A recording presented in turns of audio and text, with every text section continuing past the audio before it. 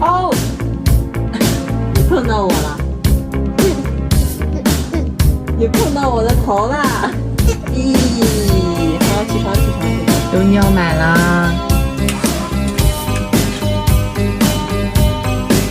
躺下，小动。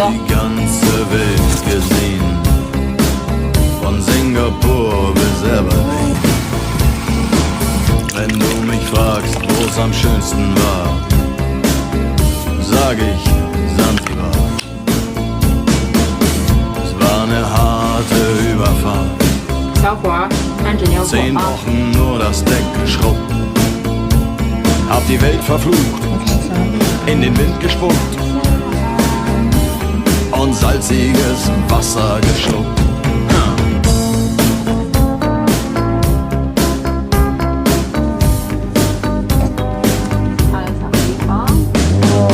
Als wir den Anker warfen, war es himmlische Ruhe und die Sonne stand senkrecht am Himmel. Als ich über die Reling sah, da glaubte ich zu träumen. Da waren 1000 Boote und sie hielten auf uns zu. In den Booten waren Männer und Frauen, ihre Leiber glänzten in der Sonne und sie sangen ein Lied, das kam mir seltsam bekannt vor. Aber so hatte ich's noch nie gehört. So hatte ich's noch nie gehört.